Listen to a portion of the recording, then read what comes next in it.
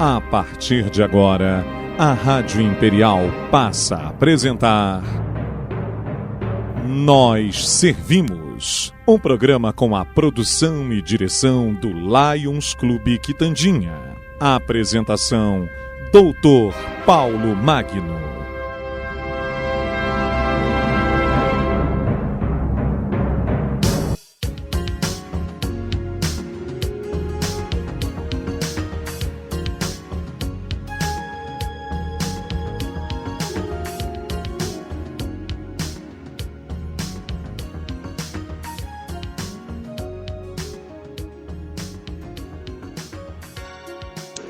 Bom dia, ouvintes da nossa Rádio Imperial. Aqui estamos mais uma vez com o nosso programa Nós Servimos sobre a chancela do Lions Clube Petrópolis Quitandinha.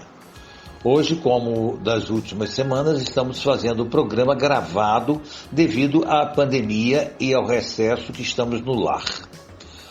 Hoje, entretanto, vamos começar entrevistando o Dr. Mauro Peralta, presidente do Sindicato dos Médicos, sobre uma denúncia do Dr. Mauro Ribeiro, presidente do Conselho Federal de Medicina. Bom dia, Dr. Mauro Peralta. O Dr. Mauro Ribeiro, presidente do Conselho Federal de Medicina, vem a público para dizer que os governadores do Nordeste estão solicitando ao Ministério da Educação e ao Ministério da Saúde para que supostos médicos brasileiros formados no exterior sejam bypassing o revalida e tenham a situação legalizada ao arrepio da lei para poderem atuar no Brasil no período do Covid-19. Interessante que nós temos 54 mil acadêmicos de medicina que de forma voluntária estariam se oferecendo para esse trabalho, supervisionados por preceptores. 26 mil médicos brasileiros inscritos e também 3 mil médicos brasileiros que se cadastraram. Existe razão ou não para isso ser fundamentado?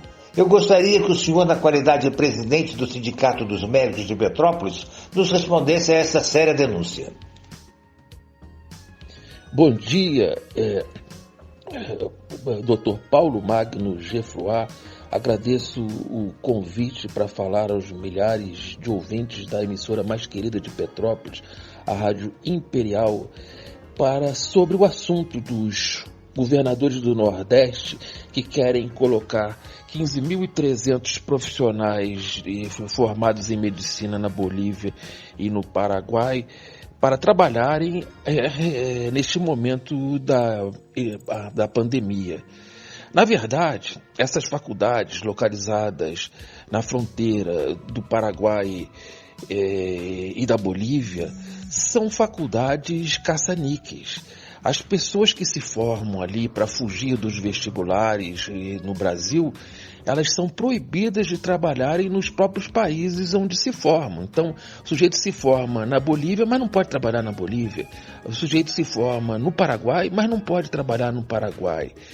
E para trabalhar no Brasil, tem que ser aprovado num exame que se chama Revalida, que é feito pelo MEC. Na verdade, todos os países têm o seu Revalida. Se você, como médico formado no Brasil, quiser trabalhar nos Estados Unidos, você tem que fazer o exame do Revalida deles. Senão você não pode trabalhar. Esses médicos, eles não conseguem passar nesse exame. Portanto, eles não estão preparados para atenderem, para serem profissionais e atenderem de modo digno. E seriam usados justamente na população mais carente. Para vocês terem uma ideia, nós temos 26 mil médicos que se ofereceram a trabalhar como voluntários. Muitos acadêmicos também, milhares deles. Temos mais de 3 mil médicos residentes. E, na verdade, o que falta não é mão de obra dos profissionais médicos. Faltam respiradores, faltam leitos de apoio, leitos de UTI. Vamos passar até para a nossa cidade aqui em Petrópolis. Enquanto o Hospital da Unimed dobrou os seus leitos, comprando e alugando respiradores, como Santa Teresa fez 20 leitos de CTI, o Hospital da Unimed fez mais 10 leitos, o Hospital da Unimed pegou um quarto posto inteiro e botou de apoio ao Covid, Santa Teresa botou mais de 50 leitos de Covid. O município não comprou um aparelho respirador sequer. Tá? O município colocou o pronto-socorro como um hospital de apoio, um hospital que não tem tomógrafo, quando o tomógrafo é o aparelho mais necessário para fazer o diagnóstico, um hospital que não tem quartos de isolamento. Então, são enfermarias gigantescas. Como é que você vai botar uma pessoa supostamente contaminada lá junto de um outro contaminado? Então, os governadores do Nordeste querem, com isso, tampar o sol com a peneira. Eles não fizeram o dever de casa e agora vamos fazer politicamente pessoas que jamais passariam num concurso do Revalida, porque é só passar que pode trabalhar. Vão trabalhar e vão ser mão de obra barata para depois de acabar a epidemia ficarem fazendo o seu atendimento, principalmente a população que nada tem, os mais carentes. Portanto, Paulo Magno, isso é um absurdo.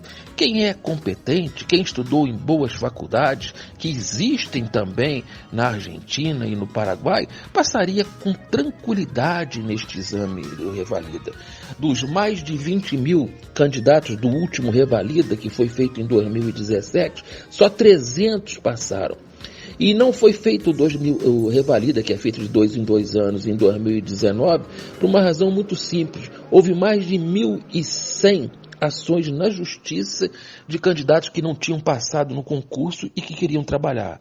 Portanto, é uma sucessão de vergonhas dos nossos políticos. O brasileiro precisa realmente aprender a votar. Em novembro a gente vai ter eleições. Em Petrópolis a gente está vendo que o dever de casa não foi feito e cabe a nós mudar isso. Portanto, Paulo Magno, eu estou totalmente de acordo com o meu xará, presidente do Conselho Federal de Medicina, que é totalmente contrário ao aproveitamento desses médicos. E tenho certeza que tanto o ministro da Educação quanto o ministro da Saúde não vão aceitar esse pleito ilegítimo dos governadores do Nordeste. Agradeço a oportunidade e coloco-me à disposição sempre que necessário for. Muito obrigado e um abraço a todos os ouvintes da emissora mais querida da nossa cidade. Até já. Bem, amigos ouvintes, nós temos uma questão que tem sido a tônica dos noticiários da semana, a posse do delegado Alexandre Ramagem na presidência da Polícia Federal. Sobre esse assunto, nós vamos ouvir perguntas e respostas de alguns advogados de nossa cidade. Nós vamos começar com o Dr. Miguel Barreto. Bom dia, Dr. Miguel Barreto. Agiu corretamente o ministro Alexandre de Moraes, concedendo uma liminar contra a posse do delegado Alexandre Ramagem, ainda mais afirmando que o princípio da impessoalidade não se aplica a cargos em comissão? Os mestres do direito Rui Barbosa e Eli Lopes Meirelles, como veriam isso se estivessem vivos? Bom dia, Paulo. Bom dia a todos os ouvintes da rádio. Essa é uma questão muito polêmica e do ponto de vista do direito também, muito difícil de ser resolvida. A princípio, as nomeações são atos discricionários do Poder Executivo, ou seja, aquele que tem o poder de fazer a nomeação, faz a indicação e, se preenchidos os requisitos de qualificação técnica para o cargo e todos os outros requisitos de formalidade e legalidade para a realização daquele ato, a nomeação tem total eficácia, tem total vigência e não pode ser questionada. Isso desde lá atrás, quando o ministro Gilmar Mendes impediu a posse do ex-presidente Lula, se vem discutindo a possibilidade do judiciário intervir no mérito da indicação, entendendo que essa indicação teria um caráter de pessoalidade, que ela seria imoral, que ela teria, de alguma forma, confrontado os princípios constitucionais. E aí que está essa grande discussão. Quem indica, quem conceitua, quem diz o que é moral ou o que é imoral, quem diz o que é pessoal ou o que é impessoal, como se prova a pessoalidade, como se prova uma imoralidade. Me parece, em todos esses casos, é o caso do ex-presidente Lula, o caso também da ex-deputada Cristiane Brasil, que foi indicada para o Ministério do Trabalho e teve a sua posse bloqueada pela ministra Carmen Lúcia, e agora, com a indicação do diretor-geral da PF, Alexandre Ramagem, pelo atual presidente Bolsonaro, me parece que foram medidas assodadas, medidas que não encontram amparo legal, porque baseadas em indícios de prova de um eventual cometimento de uma ilegalidade, né, eventual cometimento de um desvio de finalidade do ato, né, pressupondo a má-fé da indicação. Eu acho muito perigoso que o judiciário intervenha de forma prévia nesse tipo de indicação. Eu acho que o ativismo judicial é um dos grandes problemas que nós temos de atualidade no direito e também nos tribunais. O judiciário, levando em consideração um grande enfraquecimento do executivo e do legislativo, né, ele tem atuado e substituído esses poderes em muitas ocasiões, né, se fazendo passar por eles, né, ou, às vezes, ampliando o seu alcance, ampliando as suas atribuições, ampliando seus poderes. É claro que a gente entende dentro desse ambiente, né, de enorme crise política que parece que nunca acaba, né, dos últimos três governos, principalmente, né, do ex-presidente Dilma, do ex-presidente Temer e agora com o atual presidente Bolsonaro, as crises políticas parece que são eternas, insolúveis. Isso acaba esvaziando o poder do legislativo e do executivo e permitindo que o judiciário vá um pouco além, né, ultrapasse algumas fronteiras. Isso é muito preocupante, isso é algo que tem que ser melhor debatido, aprofundado essa temática, para evitar que haja abuso de poder nesses casos, como, a meu ver, com a devida vênia e respeito à posição dos ministros que foram citados. Acho que não é atribuição do Poder Judiciário de forma prévia bloquear indicações que têm natureza política, né? Ser amigo, não ser amigo, ter ou não confiança, isso faz parte do processo decisório de quem indica, mas fica muito difícil analisar de fato, se aprofundar nos princípios da moralidade, da impessoalidade, se não tem um ato concreto, se não tem algo que foi feito. É claro que se provar que alguém indicou uma pessoa para cometer um ilícito, para cometer uma ilegalidade, posteriormente essa indicação pode ser revogada, essa pessoa pode ser afastada do cargo que ela ocupa, né? Mas com indícios mais concretos, com provas, né? Através de um processo administrativo ou judicial, que se possibilita ampla defesa, o contraditório, né? E não de forma prévia, com base em indícios que são muito frágeis, que podem se confirmar ou não lá na frente, né? Então, eu, a princípio, com base nessas decisões, sou contrário à intervenção no judiciário quando se fala em nomeações que têm natureza eminentemente política. Doutor Miguel Barreto é advogado aqui em Petrópolis, é professor também. E agora nós vamos fazer a pergunta ao doutor Antônio Machado, que foi um dos presidentes da nossa Ordem dos Advogados do Brasil aqui em Petrópolis, na seção de Petrópolis, na subseção, aliás, aqui em Petrópolis. Doutor Antônio Machado, bom dia. A mesma pergunta dirige ao senhor. Bom dia, doutor Paulo Geoffroy. Eu vou responder as suas perguntas simples e objetivas. Em razão da audiência do seu programa e desde já agradeço a oportunidade. Quanto à primeira pergunta, é óbvio que o ministro não agiu corretamente. Simplesmente ele rasgou a Constituição, até porque eu acredito que ele nunca tenha lido essa Constituição, a nossa Constituição brasileira. Deve ter sido pautado em decisões de amizades, até porque ele determinou que se desse conhecimento por WhatsApp, ou seja, venha a ser um ex-advogado do PCC e amigo de todos aqueles corruptos que lamentavelmente ainda assolam o nosso país. Tanto Rui Barbosa, um grande jurista, quanto Eli Lopes Meirelles, eu acho que eles se envergonhariam da nossa profissão, até em razão da nossa OAB federal está seguindo por uma estrada completamente divergente a favor do direito e da moralidade. Vamos ouvir agora a resposta do advogado Dr. Eduardo Dunley. Bom dia, Dr. Eduardo Dunley. Obrigado, Paulo Magno, pelo convite. Aproveito para renovar estimas, né? E um dos maiores, de respeito, um dos maiores ícones da advocacia do magistério de Petrópolis. O teor dessa decisão é de uma teratologia assustadora. Ele concede uma liminar monocrática sem que exista o direito líquido e certo. Eu nunca vi isso acontecer nos nossos tribunais. E pior de tudo, confunde alhos com bugalhos. O princípio da impessoalidade está vinculado ao servidor público, ao Estado, com relação ao cidadão. E não do executivo com relação ao seu nomeado. Isso não faz o mínimo sentido. A vingar essa decisão liminar concedida pelo Alexandre de Moraes e pelo princípio da simetria, governos estaduais e municipais teriam que exonerar todos os seus nomeados. Isso, logicamente, é um absurdo completo, né? Isso não passa na cabeça de ninguém.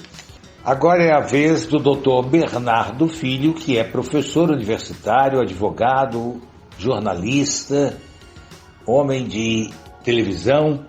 Bom dia, Dr. Bernardo Filho. Gostaríamos de ouvir a sua resposta para a mesma pergunta a respeito da decisão do ministro Alexandre de Moraes. Paulo, respondendo a sua pergunta, eu quero dizer o seguinte: o Supremo Tribunal Federal já vem de algum tempo, não é de agora, procedendo em um ativismo judicial muito perigoso. Se não, vejamos, essa decisão de barrar a posse, de suspender a posse, de não permitir a posse do ramagem para a Polícia Federal, ela vai de encontro, primeiramente, ao artigo 17 da Lei de Segurança Nacional, ok? Os atos administrativos do presidente de nomeação de cargos do segundo, terceiro e quarto escalão são privativos do presidente da República. Ele coloca quem ele quiser, aonde ele quiser. Isso não pode ser questionado. O questionamento se dá por conta do que eu já falei, de um ativismo judicial que, na minha opinião, bastante equivocado, e o Supremo não vem de agora, nem não é só o ministro Alexandre de Moraes, tá, que tem tomado esse tipo de atitude. E o Supremo não vem de agora procedendo dessa forma, já de algum tempo, conforme eu disse. Me pareceu uma decisão estapafúrdia, equivocada, e honesto e sinceramente, eu tenho a impressão de que algo muito grande está por trás de tudo isso. Vamos ouvir desta feita o Dr. Rubens Rezende, advogado, homem que já trabalhou inclusive no Palácio Presidencial, pessoa que já ocupou diversos cargos na administração estadual. Bom dia, Dr. Rubens Rezende. Lhe faço a mesma pergunta a respeito da decisão do ministro Alexandre de Moraes. Meu nome é Dr. Paulo Geoffroy, ilustre colega, batalhador emérito petropolitano, figura nuclear do direito brasileiro. Prazer em revê-lo novamente e, pelo menos, é uma satisfação estar junto de você, participando desses absurdos que acontecem na política brasileira. Esse é um deles. Começa pelo próprio presidente do Supremo, Toffoli. Primeiro, nunca fez prova 2 vezes para o cargo e nunca conseguiu. No entanto, foi advogado do PT, amigo pessoal do Lula, que acompanham junto há anos, politicamente falando também. Foi dos sindicatos. Então eles convivem, são amigos há milênios. No entanto, foi nomeado para o Supremo Tribunal e hoje é presidente. Quer dizer, a situação do careca, Alexandre de Moraes, foi exatamente uma coisa monocrática. Ele pegou uma filigrana da impessoalidade, onde isso não existe, né? O que existe é capacidade profissional. E nisso eu acho que o nomeado tem muita, porque a própria reação foi muito forte da própria corporação, né? Levantaram-se em conjunto defendendo a profissionalidade e a capacidade do Ramagem. De maneira que isto é uma guerra. Esse troço vem antigo. Se eu tivesse tempo, eu recebi uma informação que eu acho que protege. Eles fizeram um projeto muito grande para tomar o poder novamente. Isso vem lá de trás. E essa decisão dele, monocrática do ministro, é uma delas. Não tem nada a ver com a realidade das coisas. De maneira que eu estou abismado. Um abraço. Finalmente, sobre a mesma questão, a respeito da decisão do ministro Alexandre de Moraes, vamos ouvir agora a resposta do Dr. Henry David Grazinoli, que é professor universitário, advogado, já foi secretário em diversos governos aqui em Petrópolis, constitucionalista, homem que também conhece e entende profundamente do nosso direito constitucional. Bom dia, Dr. Henry Grazinoli. Bem, essa decisão do ministro Alexandre de Moraes, ela tem que ser analisada, a meu ver, considerando 3 aspectos. Uma liminar como essa, uma decisão como essa, para ser dada em sede de mandato de segurança, contra um ato praticado pelo presidente da República, ela tem que ser analisada pelo menos nos requisitos que teriam que ser básicos, e eu considero aqui 3 no primeiro momento, poderia até ampliar isso, mas 3 requisitos que ela tem que atender pelo menos em 2. Então vamos lá, o primeiro requisito é o princípio da separação dos poderes. O Supremo Tribunal Federal, embora a Constituição permita a ação do chamado controle judicial dos atos administrativos e legislativos, e esse controle judicial é permitido pela Constituição, mas ele tem, evidentemente, o limite da legalidade estrita, ou seja, a decisão não pode extrapolar o âmbito dos poderes e se constituir numa decisão que interfere no outro poder de forma direta. Eu acho que esse primeiro requisito aí foi pouco observado pelo ministro Alexandre de Moraes do Supremo ao conceder liminar. Ele tinha que ter analisado melhor, talvez até fosse o caso, de remeter isso ao plenário. Muito bem, primeira questão, primeiro requisito. Segundo requisito diz respeito ao chamado ativismo judicial. A gente tem visto com frequência o judiciário brasileiro interferindo em atividades que são próprias de outros poderes, numa tentativa, digamos assim, muitas vezes de até mesmo produzir norma ou mesmo interferir e alterar os fundamentos de um ato administrativo.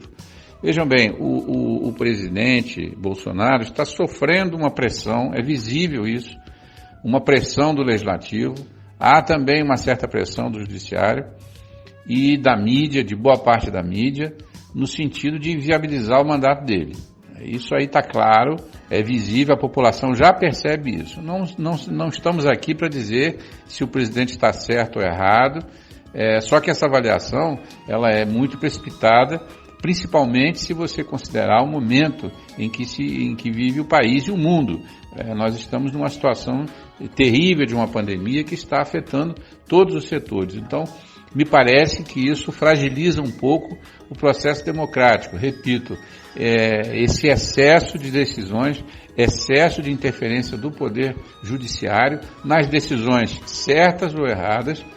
Não estamos falando em decisões ilegais, nós estamos falando em questão de mérito, com relação a interferir, repito, com exagero, principalmente nas decisões do Presidente da República. Eu quero lembrar que há poucos dias o ministro Lewandowski deu também uma liminar favorecendo os sindicatos, tentando inviabilizar uma medida provisória, a 936.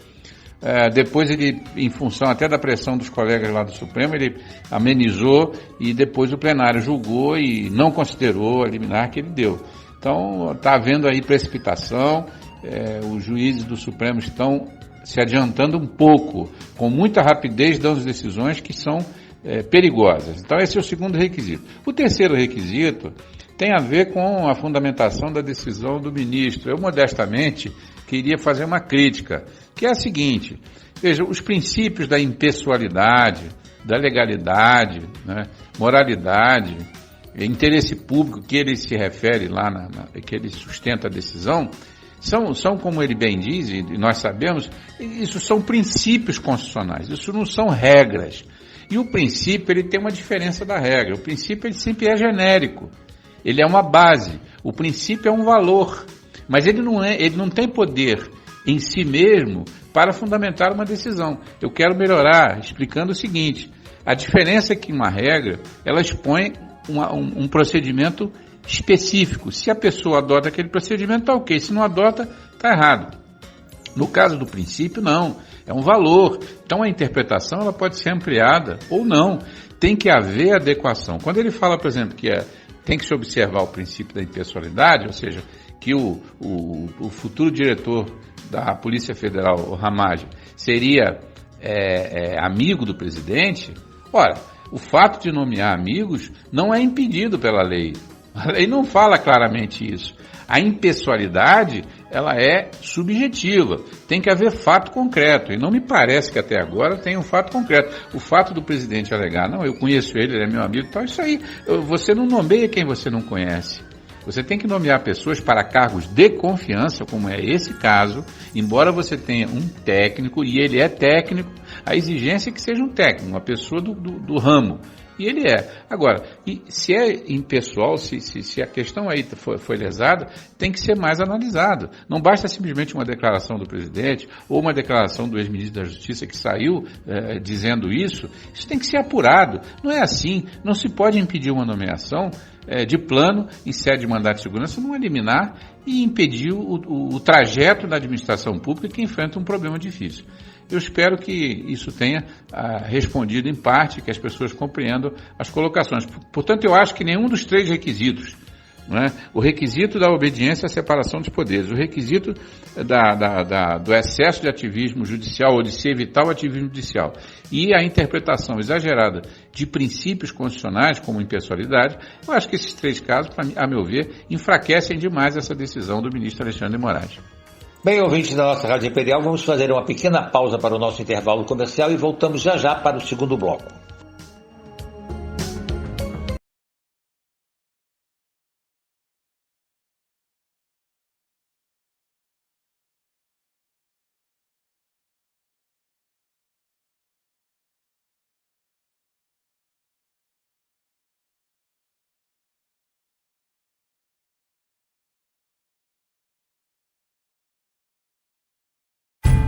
Estamos apresentando Nós Servimos, um programa do Lions Clube Quitandinha e a apresentação de Dr. Paulo Magno.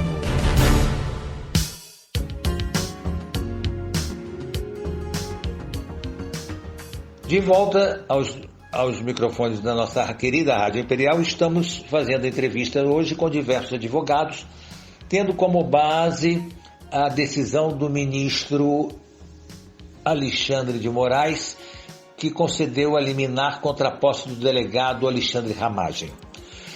Vamos ouvir agora a resposta do Dr. Eduardo Duley sobre a pergunta que nós fizemos.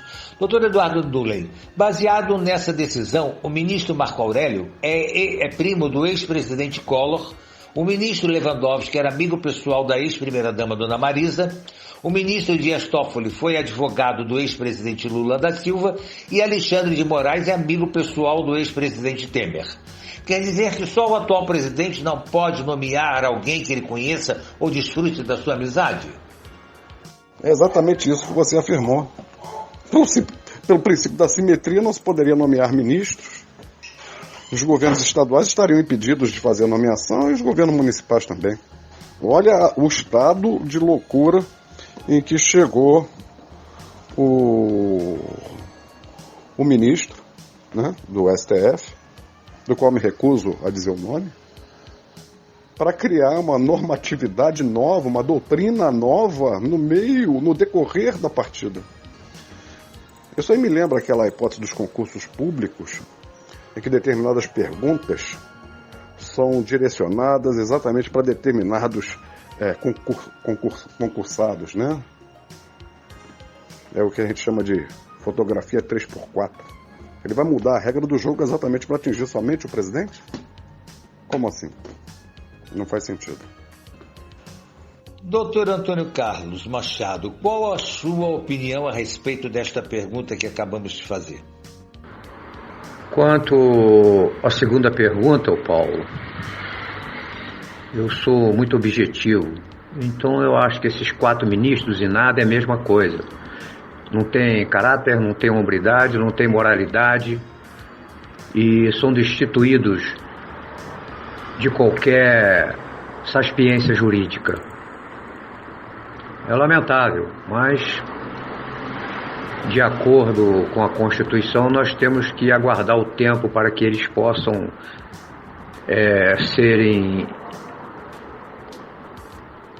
aposentados com as devidas honras daqueles que os colocaram lá, que honra mesmo não tem nenhuma, lamentavelmente. Dr. Rubens Rezende, qual a sua opinião sobre esta nossa pergunta? Exatamente isso. O que acontece você vai nomear um camarada conhecido, um camarada que você sabe da capacidade, um camarada que você conhece, ou vai botar no cargo que é extremamente nervoso um camarada que é teu inimigo? Não dá, né, compadre? Um abraço. Doutor Bernardo Filho, eu gostaria de ouvir a sua resposta a esse nosso questionamento quanto aos ministros. Quer dizer que só o atual presidente não pode nomear alguém que ele conhece ou desfrute da sua amizade? Algumas coisas são muito interessantes e são sintomáticas e a gente tem que nós temos que prestar atenção nelas. Se não, vejamos. Ações diretas de inconstitucionalidade. Sabe quantas o Lula e a Dilma sofreram? Nenhuma. Sabe quantas o Bolsonaro está sofrendo? 58. Medidas provisórias. Sabe quantas foram derrubadas no governo Lula e Dilma? 2 em cada governo. No Bolsonaro já são 23. Então, se nós começarmos a olhar pequenos detalhes, a gente vê que esse aparelhamento todo que se deu no Supremo nos últimos 25 anos, primo do Collor, amigo particular da falecida Dona Marisa e do Lula, no caso do Lewandowski, advogado do PT, no caso do Toffoli. Enfim, essas coisas todas nos levam a pensar que hoje nós temos um Supremo aparelhado e, principalmente, despreparado. Se não, me diga, qual o notório sabor jurídico de um Toffoli que tentou por 6 oportunidades a vaga de juiz de primeira instância e não conseguiu passar no concurso de juiz? Mas eu vou mais adiante. Nós temos o ministro Celso de Mello, que é o decano do Supremo, a quem muito bem atribuiu um adjetivo pesadíssimo quando de uma decisão E esse adjetivo foi dado pelo ex-ministro Saulo Ramos, já falecido, foi ministro da Justiça no governo Sarney, e se referiu ao ministro Celso de Mello de uma forma extremamente desairosa e preocupante, porque se utilizou de um adjetivo bastante pesado e até hoje mancha a biografia do Celso de Mello. Olha, eu quero dizer o seguinte: esse sistema de escolha de ministro do Supremo poderia e deveria mudar. Só que para isso precisa de uma emenda constitucional. E nós todos sabemos que uma emenda constitucional não é uma coisa fácil e rápida de se conseguir. Além do apoio de 2/3 do Congresso para sua aprovação. De tal sorte que vamos aguardar agora as aposentadorias. A primeira agora é do Lewandowski no final de setembro. E aos poucos a gente vai conseguindo mudar essas figuras que lá estão. Doutor Henrique Grazinoli, como é que o senhor me responderia a esta questão? Exatamente, Paulo. Os exemplos que você dá aí comprovam o que a gente está dizendo. Quer dizer, o fato de ter amizade com quem você vai nomear, ter conhecimento, ter relações, não significa, evidentemente, que você vai lesar o princípio da impessoalidade. Vai depender do que do futuro diretor da Polícia Federal, no caso Ramagem, fizer lá dentro. Né? E não basta. Eu acho que as declarações que são feitas são muito leves, são pouco sustentáveis. Se for assim, realmente, essas nomeações que você citou, do Collor, do próprio Alexandre de Moraes, deveriam ser anuladas, porque elas são comprovadamente carregam o mesmo chamado, entre aspas, vício que o ministro Alexandre de Moraes alegou. Doutor Antônio Machado, fazer uma analogia com o caso Lula, que aliás estava até para ser preso na época, é um atentado à inteligência mediana? Quanto à sua terceira pergunta, para falar do Lula, que é ex-presidente, lamentavelmente, não como ex-presidente, isso não deveria ser nada, para mim não representa nada. A única representatividade dele para mim atualmente é de um ladrão preso, de um corrupto preso e que está solto, né? Graças às benesses do STF. Simplesmente isso. Eu não gosto de falar desse cara. Para mim ele é um cachaceiro, mijão nas calças. Doutor Rubens Rezende, como é que o senhor vê essa situação, esta analogia? A respeito, qualquer análise que se faça a respeito do Lula é uma coisa retrógrada, porque o correto já foi feito, todo mundo sabe a vida dele, a vida pública, a vida particular, todo mundo conhece que é esse cara lá de São Paulo, quer dizer, um operário que meteu-se na política, tinha a capacidade de falar muito boa, e o cabeça juntou-se, que é o Zé Dirceu, e fizeram o império do PT, que enganou o povo todo até o Bolsonaro assumir. Então agora é diferente, o troço agora é correto, é a família em primeiro lugar, é o povo em primeiro lugar, de maneira que qualquer coisa a respeito de análise de Lula está ultrapassado. Ele foi preso e ponto, e solto pela canalhada partícipe desta união de esquerda que destruiu o país até agora. Doutor Eduardo Dunley, gostaria de ouvir a sua resposta quanto a essa analogia.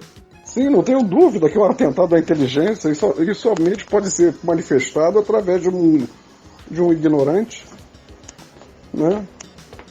Ou como dizem usualmente, um hipócrita. Não faz o mínimo sentido, são situações completamente distintas uma da outra. Meu caro amigo e colega Bernardo Filho, você também concorda com os nossos advogados anteriores? Paulo, eu sinceramente não gostaria de fazer analogias com o caso Lula, até porque é um caso muito particular e houve até pouparam o Lula, a bem da verdade, de mais uma série de outras acusações que poderiam ter sido investigadas, processadas, mas pelo menos tiraram o Lula desse quadro. O Lula hoje é uma figura praticamente morta, o que ele fala ninguém mais dá bola, ele não consegue mais reunir militantes e correligionários como conseguia, não consegue mais inflamar as massas nenhuma, nem tampouco a esquerda com seus discursos. É uma figura que passou, vai ficar para a história como um político corrupto ladrão e que mentiu para o Brasil durante muitos e muitos anos. A história vai se encarregar de fazer justiça com relação ao Lula. O caso presente é um pouco diferente, porque o que nós temos hoje é uma perseguição a Bolsonaro. E uma perseguição pesada, uma perseguição daqueles que, acostumados com o governo de coalizão, com o presidencialismo de coalizão, acostumado com as benesses do poder, acostumado com as mamatas do poder, acostumado com a corrupção e com dinheiro fácil, não estão encontrando campo. O que acontece? Estão desesperados. Então a única maneira deles saírem desse desespero é atacando o Bolsonaro para tentar derrubar Bolsonaro de qualquer maneira. Digo para você o seguinte, esses 20 e poucos pedidos de impeachment que estão na gaveta do Rodrigo Maia, nenhum deles tem robustez jurídica para ser levado a efeito. E mais uma outra coisa, hoje Bolsonaro tem 58% de aprovação. Ninguém vai botar um procedimento de impeachment para tramitar no Congresso com um presidente com uma aprovação nesse nível. Então, tudo agora, a gente precisa aguardar passar essa pandemia e ver quais são os outros movimentos do Centrão. Porque por trás dessa coisa toda, por trás dessa tentativa de derrubar o Bolsonaro, se encontra o Fernando Henrique Cardoso, Toffoli, Alcolumbre, Maia e outros menos votados, como os governadores de São Paulo, do Rio, de Goiânia, de Goiás, perdão. Então, são pessoas que querem, além de toda a esquerda, derrubar Bolsonaro para voltar ao status quo anterior, com as roubalheiras e com a corrupção. Meu caro doutor Henri Grazinoli, qual a sua opinião sobre esta analogia? Eu acho que, sem tomar partido, né, a gente não quer discutir o lado político, esquerda, centro-direita. Mas o caso Lula, naquela nomeação que a Dilma tentou fazer, aquilo era bem diferente, a circunstância era outra. Primeiro, o Lula não estava com disposição para ir para ministério nenhum, o Lula não estava se preparando para isso, e aquilo foi uma armação, ele estava até fora do governo, exatamente foi uma armação para tentar escapar da possível prisão, tendo em vista que ele já estava, inclusive, condenado.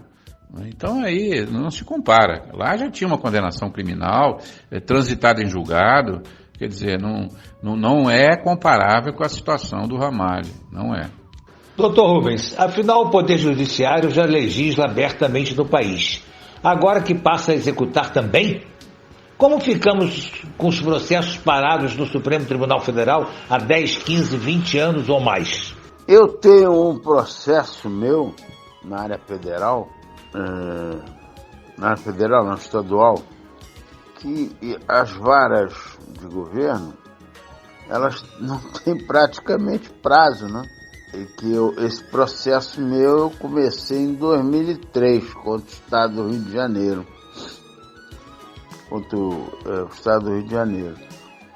De maneira que ele tem 17 anos, já passou por tudo possível e imaginário, inclusive no Supremo. 19 ações que eu venci, desceram, estou em execução. E tem uma delas, que é essa que começou em 2003, que está com contador até hoje. Não sei tem mais de 2 anos e o contador não se explica. Doutor, está ocupado, está isso, está aquilo. E vara federal, tu não pode, quer dizer, pode fazer representações, etc e tal, mas não deve. Se você fizer, o juiz fica de olho em você, né? É isso aí. É a realidade brasileira, tem que mudar isso tudo. O que o senhor comenta sobre esse problema do judiciário estar também, além de legislando, sendo o poder executivo? Quanto à terceira pergunta, a resposta é simples, né? Os processos vão continuar parados enquanto tiver essa corja no Supremo Tribunal Federal. A corja de esquerda, a corja que não vale nada, de incompetentes, de corruptos, não é? Isso aí eles merecem mesmo é a saudação do nosso general Heleno. Doutor Eduardo Dunley, lhe faço a mesma pergunta. Amigo Paulo Magno, a situação é extremamente complicada. Nós estamos falando de usurpação de poder, né? Mas lembra o amigo que o judiciário já vem claudicando há muitos anos. Só para relembrar, processo da família imperial requerendo o Palácio da Guanabara.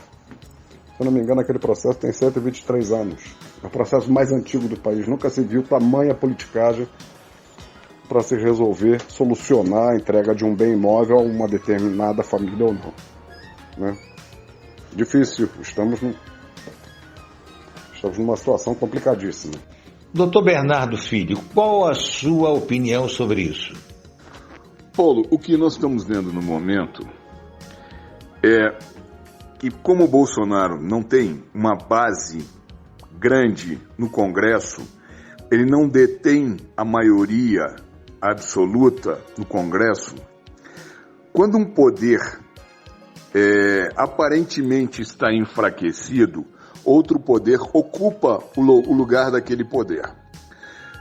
O judiciário vem se fortalecendo no decorrer dos anos com péssimos governos de Dilma, de Temer e tudo mais. Mesmo no governo Lula, ele já era fraco. O que acontece? Ele vem se fortalecendo.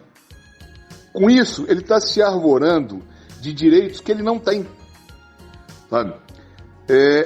Existe dentro do direito, do ramo do direito, um estatuto chamado hermenêutica. Um instituto, chamado hermenêutica, que é interpretação do direito, interpretação das normas.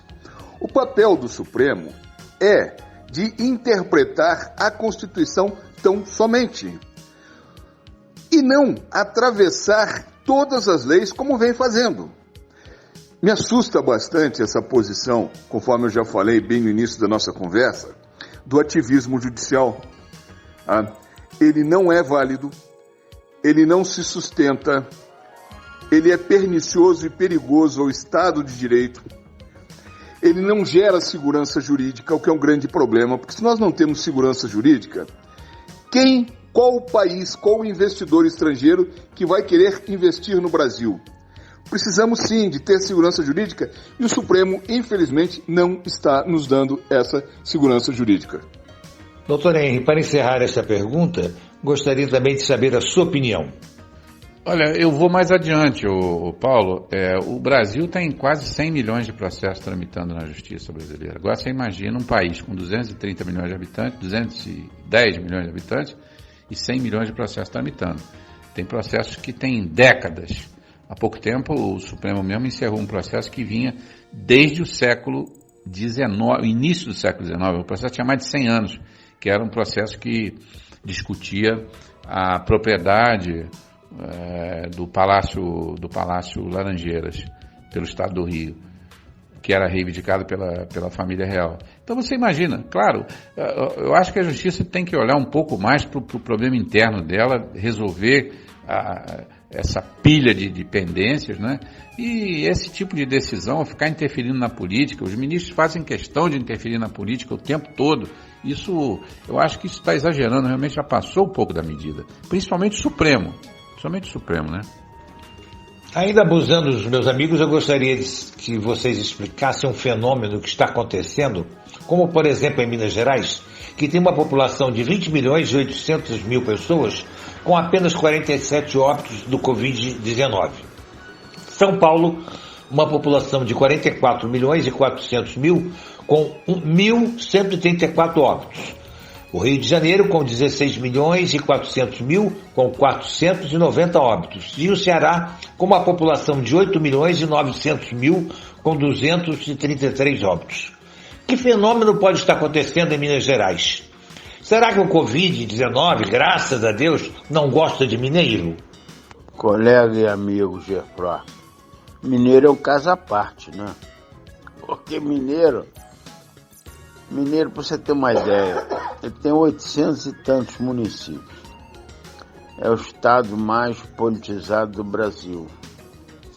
O mineiro discute adoidado, é adversário durante a vida inteira. Mas na hora que o estado está em perigo, o povo se une, se abraça, se aconchega e age junto, com educação, com hierarquia, com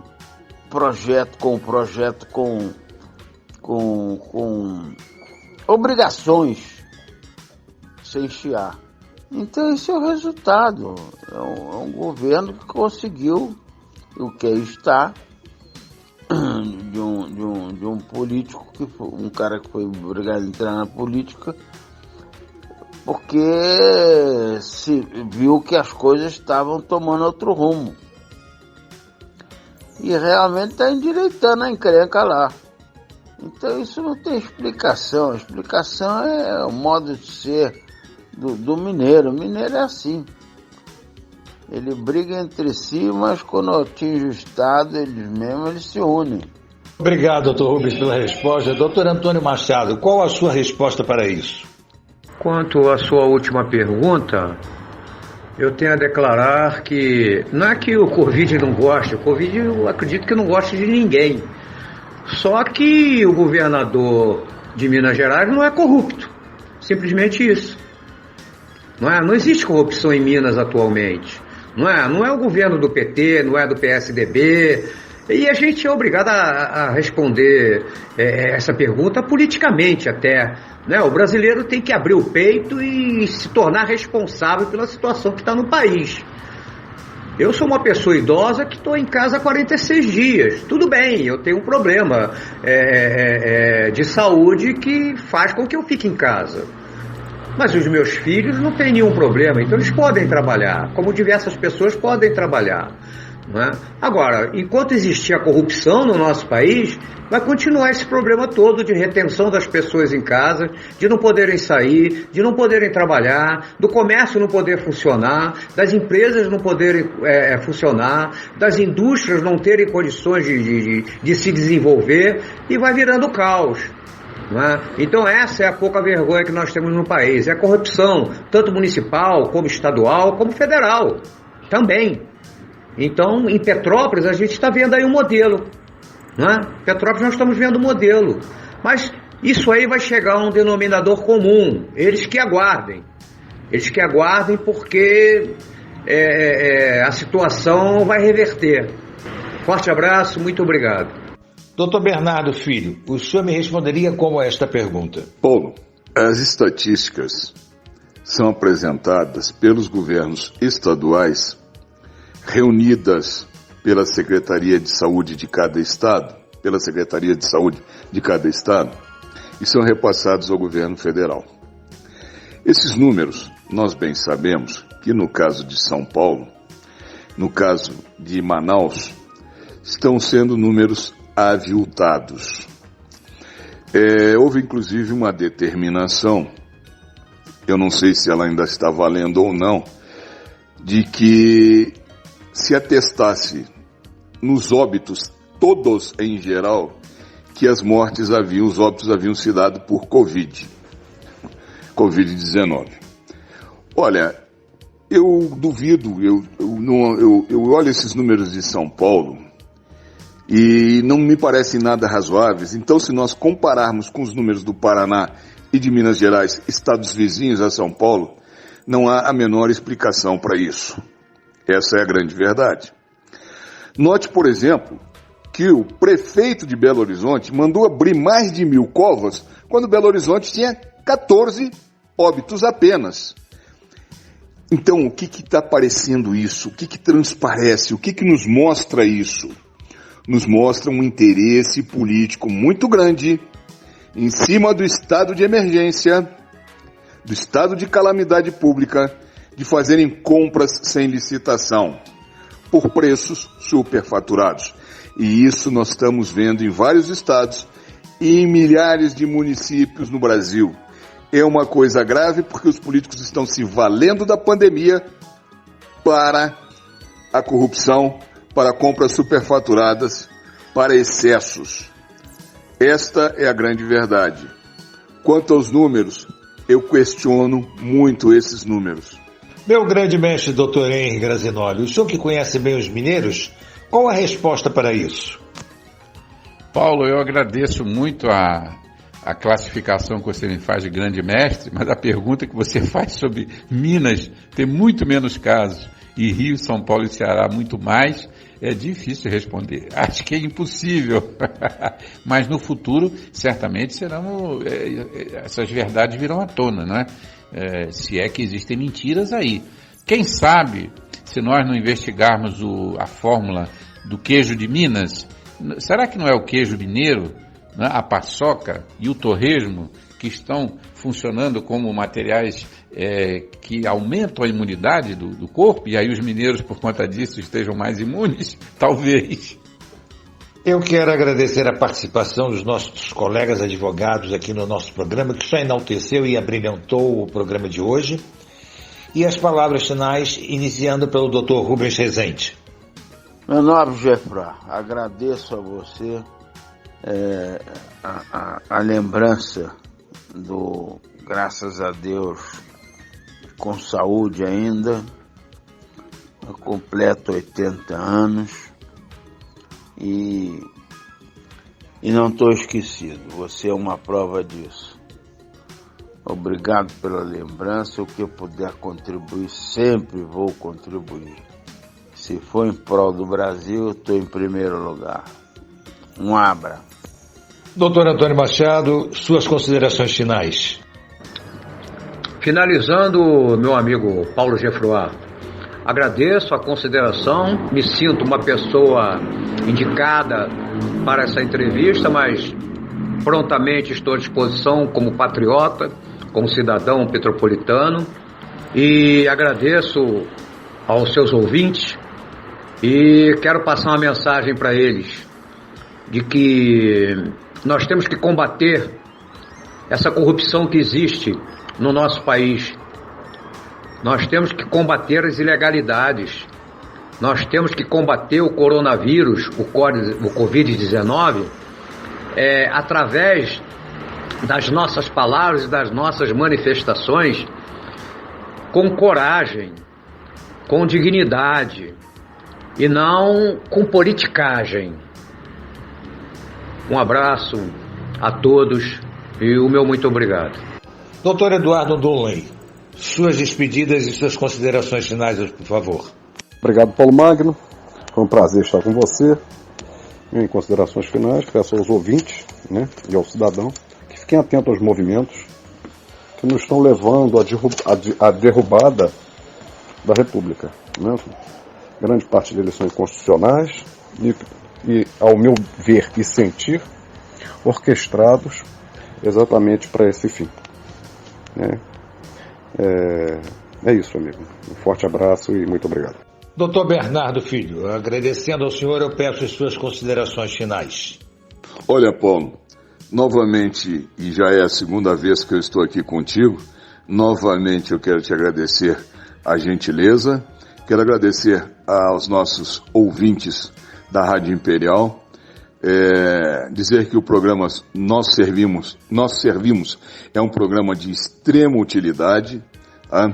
Quero mandar um abraço a todos os companheiros do Lions Club e, finalizando, novamente te agradecer. Muito obrigado, Paulo. Valeu, um grande abraço e um abraço a todos os nossos ouvintes. Uma boa semana a todos. Fiquem com Deus e lembre-se, até aqui nos ajudou o Senhor. Dr. Henry Grazinoli, para finalizar, as suas considerações finais, por favor. Sempre um abraço para todos vocês, amigos do Lions Club, a você, Paulo, aos colegas que participaram do programa e também à população, aos nossos ouvintes, desejar aí um ótimo final de semana e torcer para que logo a gente ultrapasse essa fase, talvez uma das fases mais difíceis pela qual passa a humanidade. Acho que nós não tivemos jamais um precedente como esse, dessa monta e desse perigo. O perigo continua, ele está aí e nós temos todos que ficar alerta para nos cuidarmos. Um grande abraço e muito obrigado. Bem, ouvintes da nossa Rádio Imperial, estamos finalizando mais um programa Nós Servimos, sob a chancela do Lions Clube Petrópolis Quitandinha. Esperamos ter respondido a alguns questionamentos que se fazem presentes na semana que ora se encerra. Quero agradecer novamente a todos que participaram do nosso programa, inicialmente ao Dr. Mauro Peralta, ao Dr. Rubens Rezende, ao Dr. Antônio Machado, ao Dr. Eduardo Dunlen, Dr. Bernardo Filho e ao Dr. Henry Grazinoli pela participação de todos aqui em nosso programa. Agradecer aos nossos ouvintes, em especial a Olivia Wendlen, a Olívia do Quarteirão, a Nair, ao Marcos Carneiro, a Elizabeth Grabner, ao Zé Roberto, enfim, a todos aqueles, a Eunice lá de São Paulo, não posso me esquecer, a Eunice de jeito nenhum, um abraço, Eunice, obrigado aí a Paola na técnica e ao William por levarem o programa ao ar, e semana que vem estaremos com mais um programa Nós Servimos. Até lá, um bom final de semana a todos, fui!